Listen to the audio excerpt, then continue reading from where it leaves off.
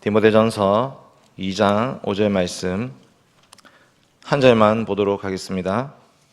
디모데전서 2장 5절 말씀입니다. 다 같이 읽도록 하겠습니다. 시작. 하나님은 한 분이시요 또 하나님과 사람 사이의 중보자도 한 분이시니 곧 사람이신 그리스도 예수라. 아멘. 사랑하는 대형교회 성도 여러분, 우리는 지난 한 3주간에 걸쳐서 종교개혁의 5가지 오직에 대한 말씀을 들었습니다. 오직 성경은 권위에 대한 문제를 다루고 있습니다. 전통이나 회의의 결정 혹은 교황의 칙령이 아니라 오직 성경만이 우리의 최종적인 권위라는 것을 가르쳐 줍니다. 오직 믿음이라는 것은 구원의 근거에 대한 것입니다. 우리 어떤 자격이나 우리 어떤 행위도 우리의 구원에 영향을 미칠 수 없습니다. 면죄부를 사거나 성상이나 성물을 만진다고 해도 그것 때문에 구원받을 수 없고 오직 예수 그리스도를 믿는 믿음으로 구원받습니다. 오직 은혜는 이 믿음이 하나님의 선물이라는 것을 가르쳐 줍니다. 우리가 열심히 얻어낸 수확물이 아닙니다. 그저 불쌍히 여기시고 그리스도 안에서 우리를 사랑하시고 그 은혜의 근거에서 우리에게 믿음 주시고 그 믿음으로 우리를 구원해 주신 것입니다. 그러니 우리는 자랑할 것이 없고 그저 감사할 따름입니다. 오늘은 그 네 번째 시간입니다. 라틴어로 솔루스 크리스투스라고 되어 있는데 우리말로 오직 그리스도 안에서라는 뜻입니다. 오직 그리스도 안에서. 여러분, 무엇이 오직 예수, 무엇이 오직 그리스도입니까? 물론 이 세상 천지 만물의 창조도 오직 말씀이신 예수 그리스도를 통하여 이루어졌습니다. 그리고 이 땅의 심판도 하늘과 땅의 모든 권세를 가지신 하나님의 아들 예수 그리스도를 통해서 이루어질 것입니다. 그렇지만 이 종교개혁의 상황을 비춰보면 오직 그리스도라는 표현은 누가 우리의 중보자가 되시는가라는 문제를 다루고 있습니다. 여러분, 반역과 죄악으로 하나님과 원수가 된 우리들을 하나님과 화해시킬 수 있는 유일한 중보자는 누구이십니까? 중세 로마 가톨릭 교회는 그 중보자의 자리에 많은 사람들을 두었습니다. 성모 마리아, 그 다음에 각종 성인들, 그리고 성상과 성물들, 사제와 신부들을 중보자의 자리에 두었습니다. 그리고 교회의 머리의 자리에다는 교황을 두었습니다. 여러분, 그러나 그 무엇도, 그 누구도 거룩하신 하나님과 죄인된 우리 사이에 중보자 역할을 할 수 있는 존재는 아무도 없었습니다. 중보자는 하나님의 거룩을 입으신 완전한 사람이시면서 동시에 우리의 죄를 한 몸에 대신 다 짊어질 수 있는 완전한 사람이셔야 했습니다. 여러분, 마리아가 그 역할을 할 수 있습니까? 마리아가 하나님이면서 사람 역할을 할 수 있습니까? 12 사도들 혹은 교부들 혹은 순교자들이 그런 역할을 할 수 있습니까? 수많은 성인들이 그들이 하나님과 우리 사이에 서서 너희의 죄값을 내가 대신 짊어지겠노라고 그 성인들이 말을 할 수 있겠습니까? 그들도 우리와 똑같은 죄인들인데 어찌 감히 그들이 우리의 죄를 대신 짊어지고 죽는단 말입니까? 그들은 결코 중보자 역할을 감당할 수가 없는 것입니다. 우리의 모든 죄값을 대신 짊어지고 죽으신 참 사람이실 뿐만 아니라 사망 권세를 깨뜨리고 무덤에서 부활하신 참 하나님은 오직 한 분, 우리 주 예수 그리스도밖에 없습니다. 그러니 우리는 오늘도 유일한 중보자이신 예수 그리스도의 이름으로 기도드립니다. 예수 그리스도를 힘입어서 하나님 아버지 앞에 담대히 나아갈 수 있습니다. 그리스도의 죽으심으로 우리의 죄가 완전히 다 용서받았다는 것을 기억하면서 당당히 하나님 앞에 설 수 있습니다. 모든 믿는 자에게 그 주님의 의로우심이 덧입혀져 있습니다. 주님은 우리에게 씻음과 의로움과 거룩함과 구속함이 되셨습니다. 종교개혁 당시에 있는 그 중세 로마 가톨릭 교회에는 성인 숭배, 성상 숭배, 성물 숭배가 만연해 있었습니다. 예배당에 이렇게 딱 들어가면 예배당 좌우편에 각종 성인들의 방이 놓여져 있었습니다. 그것을 채플이라고 불렀습니다. 그 방마다 들어가면 영험한 기도의 제목들이 다르게 배치되어 있는 것입니다. 어떤 방에는 가난을 벗어나게 해주는 성인이 있었고요, 어떤 방에는 질병을 치료해주는 성인이 있었고, 그 다음 방에는 자식을 낳게 해주는 성인이 기다리고 있습니다. 어떤 방에는 시험에 합격하게 해주는 그런 성인이 자리를 차지하고 신도들을 기다리고 있었습니다. 이번 주와 같이 고3 수능 시험이 있습니다. 그럼 어떻게 됩니까? 시험을 합격시켜주는 성인에게 가서 기도를 드리고 복채를 바치는 것입니다. 누가 우리의 중보자가 될 수 있습니까? 그러나 그 어떤 성인도 이 죄의 문제를 해결할 수 없는 것입니다. 우리의 소망을 담고 돈을 많이 드리고 치성을 드린다고 해서 우리의 기도가 응답되는 것이 아닙니다. 그 성인들은 죽었습니다. 지금 아무런 역할도 감당할 수가 없습니다. 그저 우상 숭배일 뿐입니다. 1517년에 마틴 루터가 면죄부에 대해서 의문을 제기했던 것은 우리의 죄 용서는 과연 무엇을 통해서 이루어지는 것인가? 우리의 죄 용서는 누구를 통해서 이루어지는 것인가? 그것의 논쟁의 시작이었던 것입니다. 오늘 말씀 다시 한번 읽어보겠습니다. 디모데전서 2장 5절 말씀 같이 읽겠습니다. 시작. 하나님은 한 분이시요 또 하나님과 사람 사이에 중보자도 한 분이시니 곧 사람이신 그리스도 예수라. 네, 오직 예수 그리스도, 솔루스 크리스투스, 오직 예수 그리스도만이 참 하나님이시면서 참 사람이 되셔서 우리를, 이 죄인들을 하나님과 만날 수 있는, 그 거룩한 하나님의 존전으로 세울 수 있는 유일한 중보자가 되셨던 것입니다. 그러므로 우리는 긍휼하심을 받고 때를 따라 돕는 은혜를 얻기 위하여 은혜의 보좌 앞에 담대히 나아갈 것이니라. 누구의 피로? 오직 예수 그리스도의 피로. 사랑하는 대형교회 성도 여러분, 이것은 우리가 너무나도 잘 알고 있는 복음의 말씀입니다. 그러나 이것을 우리는 가끔 잊어버릴 때도 많습니다. 복음은 우리가 이 땅에서 좀 더 잘 먹고 잘 사는 것이 아닙니다. 허물과 죄로 죽었던 우리들, 본질상 진노의 자녀였던 자들, 하나님과 원수가 되었던 자들이 예수 그리스도의 십자가로 하나님의 자녀됨을 회복하는 것, 아버지의 품으로 다시 나아갈 수 있는 길을 만나는 것, 그것이 바로 복음입니다. 오직 예수 그리스도 안에서만 우리에겐 새 생명이 있습니다. 반대로 그리스도 밖에는 죄와 죽음과 심판만이 우리를 기다리고 있는 것입니다. 여기 이제 그리스도라는 말이 나오는데, 그리스도는 메시아, 기름 부음 받은 자를 뜻합니다. 구약에서는 이 새 직분자에게 기름을 부어서 세웠습니다. 저는 이 중보자를 이 새 직분, 그리스도라는 표현과 관련해서 선지자, 왕, 제사장, 이 세 가지 대지로 하나님 말씀 한번 살펴보겠습니다. 첫째로 예수님은 선지자로서 우리의 중보자가 되셨습니다. 여러분, 예수님은 마지막 선지자로 이 땅에 오셨습니다. 말씀 한번 찾겠습니다. 신명기 18장 18절입니다. 오후에 잠도 오고 하니까 좀 찾아서 읽도록 하겠습니다. 신명기 18장 18절. 줄을 좀 끊어 놓을 수 있으면 좋겠습니다. 여러분, 성경책에 줄을 끊는 것은 잘못된 일이 아닙니다. 이 구절을 내가 읽었다, 표시를 한번 해 놓으십시오. 올해 연말이 다가오는데 내년에 다시 성경 읽고 시작해야 되니까 줄을 한번 꺼 놓으시고 다시 말씀 읽을 때에 그때 들었던 설교를 기억하시면 좋겠습니다. 신명기 18장 18절입니다. 시작. 내가 그들의 형제 중에서 너와 같은 선지자 하나를 그들을 위하여 일으키고 내 말을 그 입에 두리니 내가 그에게 명령하는 것을 그가 무리에게 다 말하리라. 아멘. 여러분, 모세는 선지자였습니다. 모세는 하나님 말씀을 받아서 이스라엘 백성들에게 증거했던 선지자였습니다. 그런데 하나님은 또 다른 선지자를 보내주시겠다고 약속하셨습니다. 그 사람은 하나님의 말씀을 증언하고 증거할 뿐만 아니라 그 말이 온전히 성취되고 증언되고 할 것을 말씀하셨습니다. 만약에 그 말이, 선지자들의 말이 증언도 없고 성취함도 없으면 거짓이라고 말합니다. 수많은 선지자들이, 제가 지금 하나님의 말씀을 말합니다라고 얘기하는 선지자들이 구약시대에 계속해서 많이 일어났습니다.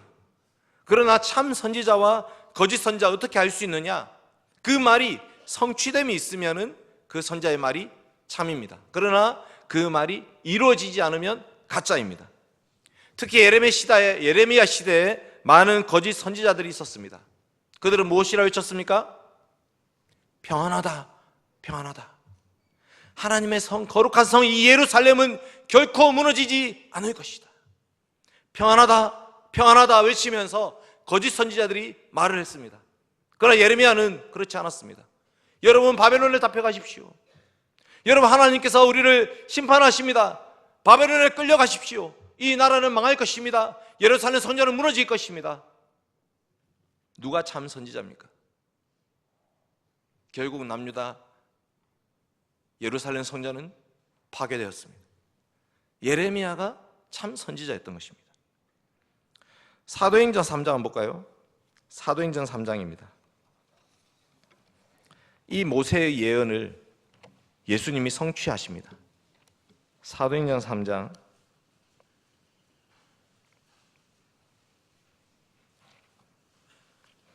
22절입니다. 사도행전 신약 성경 3장 22절입니다. 같이 읽겠습니다. 시작. 모세가 말하되 주 하나님이 너희를 위하여 너희 형제 가운데서 나 같은 선지자 하나를 세울 것이니 너희가 무엇이든지 그의 모든 말을 들을 것이라. 네. 4장 2절 한번 볼까요? 4장 2절 시작. 예수 안에 죽은 자의 부활이 있다고 백성을 가르치고 전함을 싫어하여. 네. 사도들이 전했던 말씀은 뭐냐면 이 모세가 말한 선지자가 바로 우리 주 예수 그리스도를 통해서 성취되었다. 예수님의 죽으심과 부활이 바로 이 선지자의 말씀을 성취된 것이다. 마침내 때가 되매 그 말이 증언되고 성취된 것이다 라는 것을 이 사도들이 증언한 것입니다. 구약의 선지자들은 끊임없이 죽음의 심판에 대해서 말했습니다. 예수 그리스도는 그 모든 심판을 홀로 한 몸에 다 받으셨습니다. 선지자들이 예언했던 모든 심판이 예수님의 십자가를 통해서 이루어진 것입니다. 선지자들은 심판만 말하지 않았습니다. 선지자들은 구원도 회복도 말했습니다. 예수님은 죽음, 무덤에 머물러 계시지 않으시고 사망 권세 깨뜨리시고 부활하심으로 자기의 의로우심을 증명하셨습니다. 그러니 예수님의 12 제자들은 그 예수님의 죽으심과 부활을 통해서 구약에 예언되었던 모든 말씀이 다 성취된 것을 깨달았던 것입니다. 그래서 예수 그리스도의 부활을 담대히 증언했다고 합니다. 그 말씀을 이루신 예수 그리스도의 삶과 죽음과 부활을 담대히 선포하고 증언합니다. 예수님은 선지자들이 예언했던 그 말씀 자체가 되신 분이십니다. 선지자들은 말씀을 받아서 증언했지만 예수님은 말씀 그 자체가 되셔서 태초에 천지를 창조하실 때 역사하신 것처럼 그 말씀이 육신이 되셔서 우리 가운데 장막을 치셨고 그 말씀을 1.1억도 변함없이 온전히 다 이루셨습니다. 내가 율법이나 선지자를 폐하러 온 줄 생각하지 말라. 폐하러 온 것이 아니고 완전하게 하려 함이니라. 율법의 1.1억도 결코 없어지지 아니하고 다 이루어지리라. 모세의 율법과 선지자의 글과 시편에 기록된 모든 말씀이 우리 주 예수 그리스도를 통해서 이루어졌다고 말씀하십니다. 우리 주님은 이 말씀이 온전히 이루심으로 우리의 유일한 중보자가 되셨습니다. 그러니 그 말씀은 이 성경을 통해서 기록되었고 이 말씀을 통해서 지금까지 우리에게 전파되었습니다. 여러분, 예수님을 중보자로 믿는다면 참 선지자를 누구로 고백하는 것입니까? 참 선지자는 우리 주 예수 그리스도이십니다. 하나님의 약속은 얼마든지 그리스도 안에서 예가 되니 그로 말미암아 우리가 아멘하여 하나님께 영광을 돌리게 되느니라. 예수 그리스도 안에서 하나님의 모든 말씀이 참이 되고 우리는 그 말씀 앞에 그저 아멘으로 화답할 수밖에 없습니다. 그러니 우리는 예수님을 유일한 중보자로 믿는다고 할 때에 우리는 그 말씀에 귀를 기울여야 됩니다. 하나님 말씀을 통해서 우리 주 예수 그리스도의 복음을 들어야 됩니다. 두 번째로 예수님만이 유일한 참 대제사장이 되심으로 우리의 중보자가 되셨습니다. 여러분, 선지자는 주로 죄를 폭로하는 사람입니다. 구약 시대에 선지자들이 제일 많이 활동했던 시대는 타락한 시대였습니다. 하나님 말씀대로 살지 않는 백성들에게 심판, 진노, 정죄의 말씀을 내리십니다. 선지자들을 통해서 죄가 폭로된 자들, 이 죄를 어떻게 해결해야 되냐? 이게 바로 대제사장의 역할입니다. 이제 우리는 예수님 말을 유일한 중보자, 유일한 대제사장으로 믿고 고백해야 됩니다. 제사장은 죄의 문제를 해결해 주는 분이십니다. 구약시대에 수많은 제사장들이 있었습니다. 그러나 그들은 그 죄의 문제를 완전히 해결할 수 없었고 예표적으로, 일시적으로 보여줬을 뿐입니다. 죄의 문제를 완전히 해결할 수 없었기 때문에 계속해서 매일 아침 저녁으로 동물 짐승을 죽여야 했습니다. 그리고 또 다른 제사장을 세워야 했습니다. 지성소에는 1년에 한 번밖에 들어갈 수가 없었습니다. 죄의 문제가 해결되지 않고 있다는 것을 보여주는 장면입니다. 선지자들이 지적했던, 폭로했던 그 죄의 문제들을 완전히 해결하신 분은 하나님의 아들 예수 그리스도, 그분밖에 없습니다. 여러분, 12월이 되면 온 동네에 캐롤이 울려 퍼집니다. 그 노래 중에 상당수는 산타 할아버지에 대한 것입니다. 산타 할아버지. 산타는 성 니콜라스라는 사람인데 튀르키예 남해안에 위치한 미라라고 하는 도시의 주교였습니다. 4세기경에 주교였는데 그 동네 너무 가난해서 결혼을 못하고 사창가에 팔려갈 뻔한 위기에 처한 세 자매들을 위해서 금주머니를 굴뚝에 떨어뜨려 놓았습니다. 금덩이가 마침 걸려있던 양말에 쏙 들어갔습니다. 그 산타를 기억하고 기념하는 절기가 12월 5일 혹은 6일에 있었습니다. 산타클로스를 기념하는 성인의 날 12월 5일, 6일. 산타 분장을 하고 착한 어린이는 칭찬하고 나쁜 어린이는 혼내는 그런 전통이 지금까지 이어져 온 것입니다. 울면 안 돼, 울면 안 돼. 산타 할아버지는 미혼 아이들에게 선물을 안 주신대 하면서 애들 울 때마다 울면 안 돼, 울면 안 돼. 여러분, 우리는 해마다 12월에 크리스마스를 보내는데 크리스마스는 누가 오신 날입니까?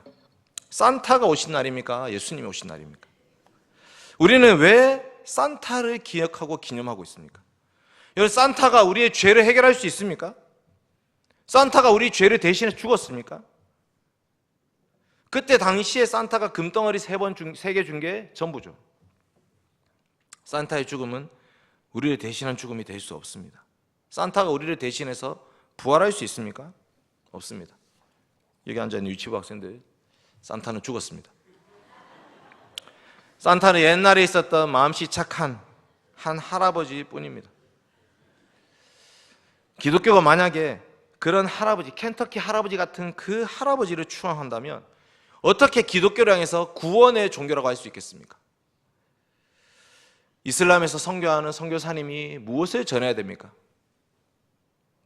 오직 예수 그리스도, 하나님의 아들, 그분의 십자가의 죽으심만이 우리의 죄를 해결합니다 라고 말씀을 전해야 됩니다.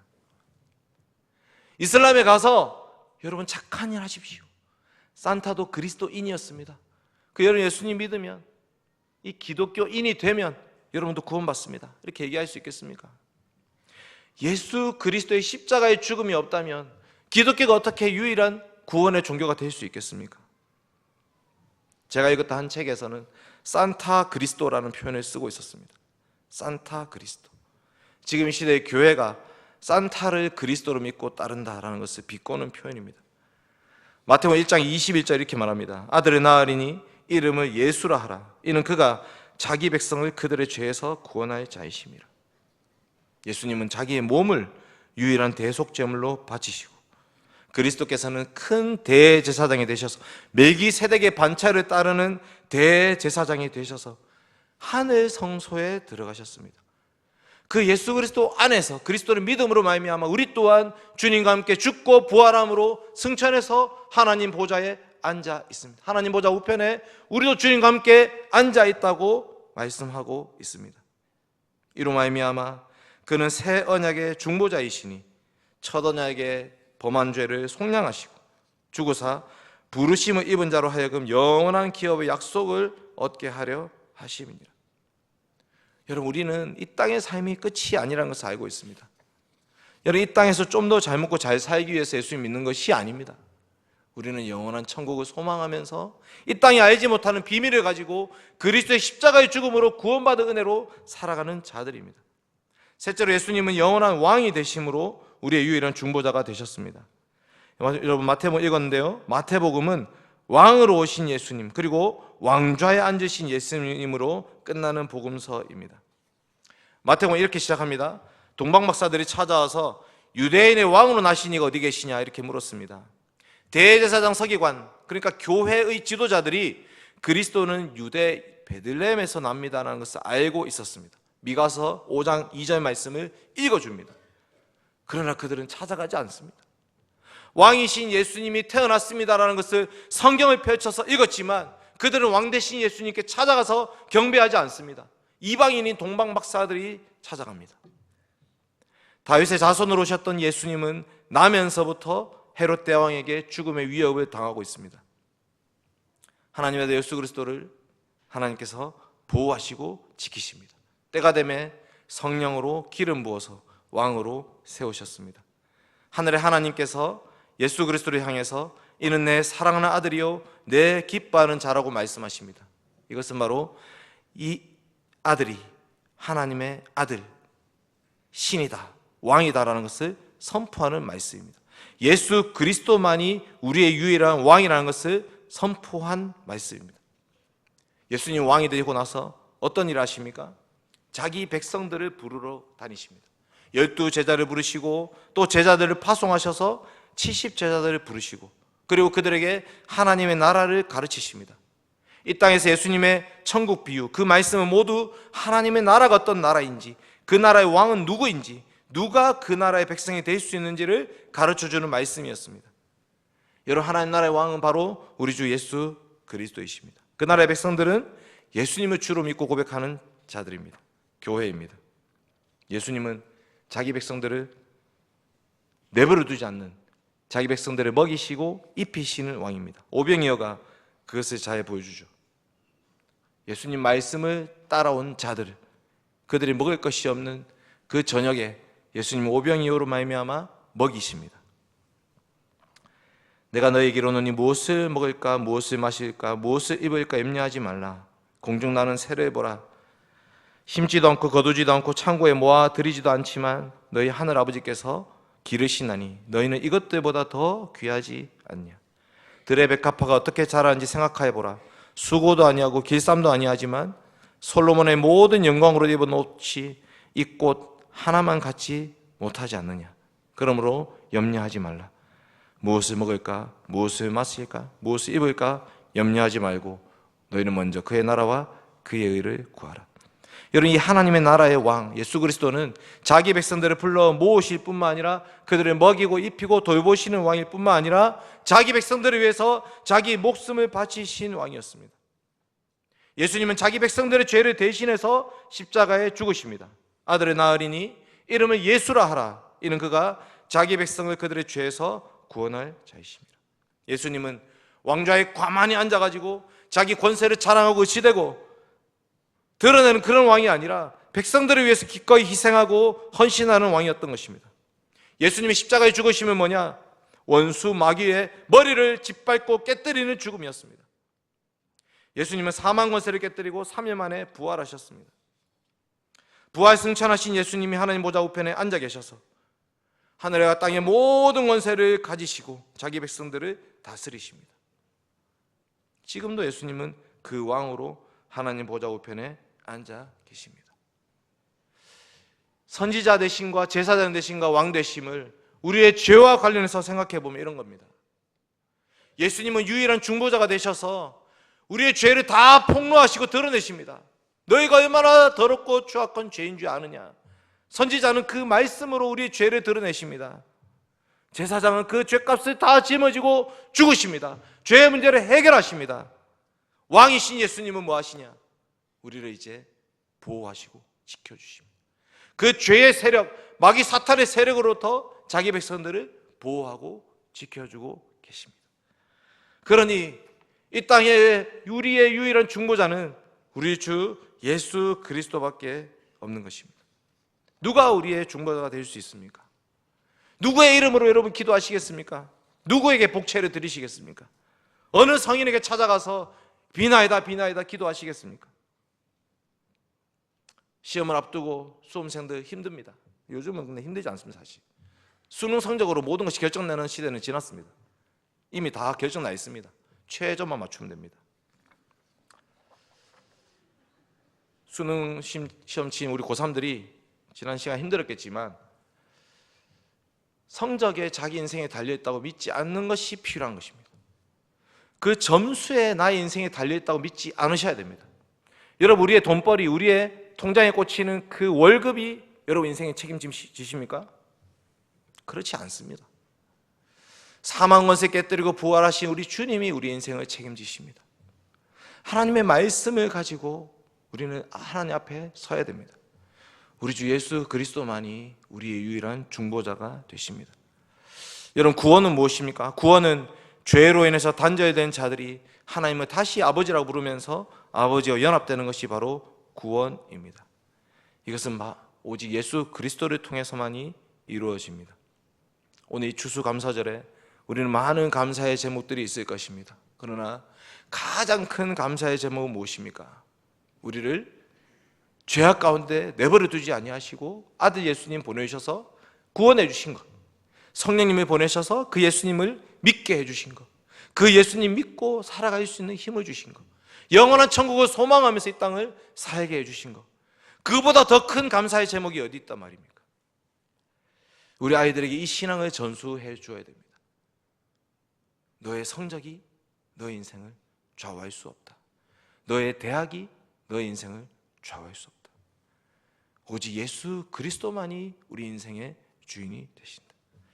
이제 우리는 오직 예수 그리스도만을 믿고 하나님 앞으로 나아가야 됩니다. 솔루스 크리스투스, 오직 그리스도 안에서 하늘에 속한 모든 신령한 복을 받아 누리는 우리 모든 대형교회 성도님 되시길 바랍니다.